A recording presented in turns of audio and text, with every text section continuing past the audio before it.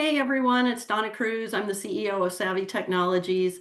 Joining me today is Bob Linarczyk, and Bob is a Senior Customer Experience Solutions Engineer for RingCentral. Thanks for joining, Bob. Thanks for having me. So this is the third short interview that Bob and I are doing on pertinent customer experience or CX topics pertaining specifically to artificial intelligence or AI in CX.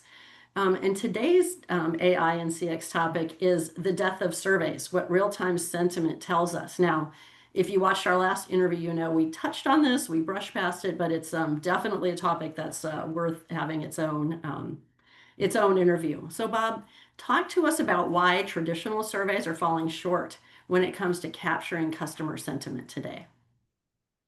Well, that's a big one. I think everyone listening probably has had the experience where like like I'll give you an example. You drop your car off at the dealer to have some service done. And before you're even home, after you pick up the car, you've gotten a text message and an email asking you, how did we do? Right? So you're getting surveyed. And in many cases, it's multiple media. I'm getting a text message. Sometimes I'll get phone calls.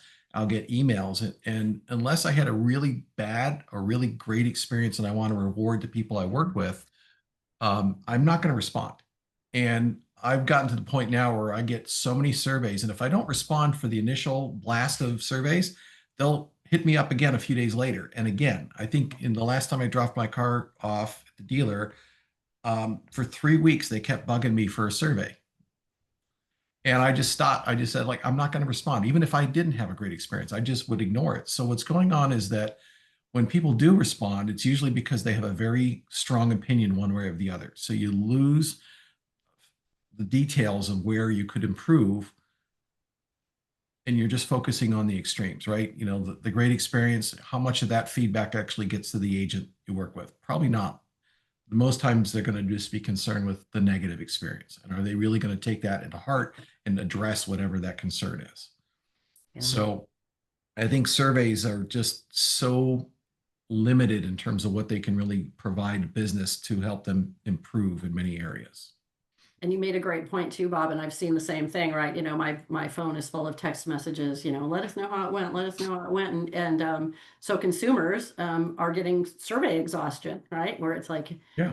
that you're asking for too much feedback and in many instances, right? Especially if you've contacted the customer through a digital means, they already know how it went. I can't, I guess, expound on that enough or bang on that enough. You already know. The customer already told you through the interaction, right? Exactly how it went. All you need to do is unleash the digital tools to make sure that you can analyze Well, that. and the thing is, you have the data, most of the time calls are recorded for quality assurance purposes, right? You hear that message Mhm. all the time. But when you think about how few of them are really actually ever listened to, it's only when somebody calls back, says, I need to speak to a supervisor because I had a really bad experience and I want to complain. And at that point, that's when somebody will pull up the recording or the transcript of a digital interaction, review it, and then decide, who said what and what the real resolution will be. Um, but you've got that data. And again, surveys are after the fact and they're very self-selective, which doesn't give you enough of that info.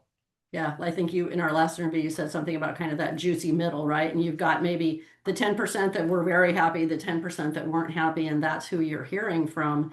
And you're missing out on 80% of your interactions because you're not using these tools, right? To look at everything. And it's just like we talked about survey exhaustion, right? As a contact center supervisor, for example, whether you're looking at text, interactions or call interactions, et cetera, there's no possible way, if you have a contact center of any decent size, that you're going to be able to just sit and listen to recordings all day long, right? So how does AI help with that? Yeah, and think about this. You mentioned, 10% of those surveys could be positive or negative, so maybe 20% in the extremes. If you have 1,000 calls that you have to deal with in a given week for your contact center team, that's 200 calls that you have to look at to get some insight in terms of what you need to address. That's still not humanly possible given all the other things a supervisor or manager has to do in a given week. So even though you have people responding with potentially good feedback that could be actionable, the chance of you actually digging through all of those is very slim without leveraging some sort of AI technology. Yeah, it's slim to none, right? It's Yeah, just not happening. It's just not happening. Let's be honest. right. You're just wasting everyone's time. Yeah, I yeah. think. Or like you said, you have that recording there in case there's backlash, right? But you aren't able to gain insights from it unless somebody is calling back and there's a negative consequence, right? And what about the customer that, had a great interaction? Don't you want to see what was done there, right? And maybe try to replicate that with your other agents. I mean, I don't know, there's so much insight to be gained. It's incredible to me. I'm a big fan of this technology. So talk to me about how AI is giving businesses more accurate real-time sentiment insights and what they can do with that information. Well, I think there's two aspects to it. The first one is that you get through our RingSense platform, for example, the analysis of every individual interaction. So I can look at every voice call, every interaction digitally, and get a score. How did the agent do? I can get a summary. I can get a list of what actions the agent took, what needs to be done as a follow-up. And I can drill into very specific moments within that conversation to listen to it if I need to. So I have a lot of data about individual interactions, but then over time, if I look at an agent's interactions over the course of a month, then there's going to be certain patterns that are emerging. And if I'm only accessing a 1% or 2% of those calls as a random sample, I'm going to miss a lot of the insights that can be gained by looking at everything.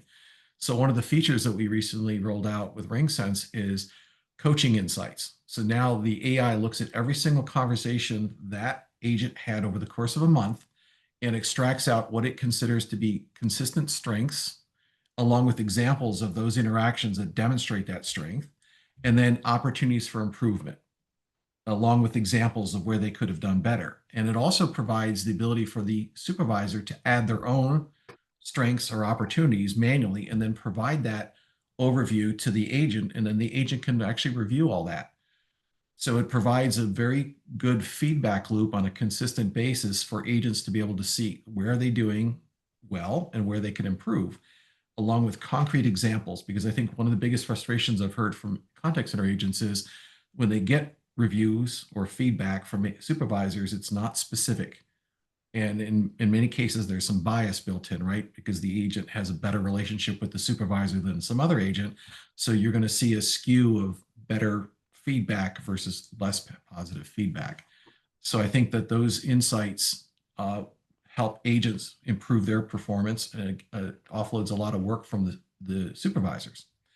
In addition to that, I can now build trackers and get information about what things are happening and point to specific interactions. Like, for example, in a regulated industry, there are certain things agents are allowed to say or must say. Yes.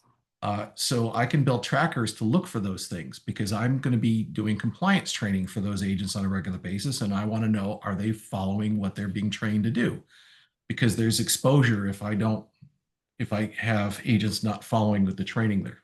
So I can build these trackers and then identify where in those calls am I having a consistent problem across all my agents because the training isn't really honing in on the things that they need to focus on, or are there specific agents that are having consistent issues? So again, it gives me better insight in terms of where do I need to address if I do have a problem. And I could also be, looking at how effective are my sales reps? Are there sales reps that are following the training and doing well? But are there agents who are following the training and not doing well? Or are there agents who don't follow the training but are still doing better than the agents that are following the training and doing well? And like, what are they doing different? And how do I adjust my training to help them do better and make the overall team stronger? So there's lots of things that go well beyond just typical sentiment analysis, right? Because sentiment means, is the customer happy or not? That's usually what it boils down to. But when we're talking about all the things that AI can provide from an analytics perspective, it goes well beyond that. And it gives you tools and ability to see well deeper into what's happening and provide better insights in terms of how you train your people better, mitigate risk, and so on. Very true. And I loved something, and I wanted to touch on something that you said, Bob, about removal of bias, right? And I think that That is so incredibly important. That's an incredibly important topic because, there can be agents that are very passionate about, right, the company and things getting better, and maybe they get frustrated, right, if they don't have the tools that they need. And, when they're talking to you as their supervisor, right, that might come across. But these people might be the most, because they're so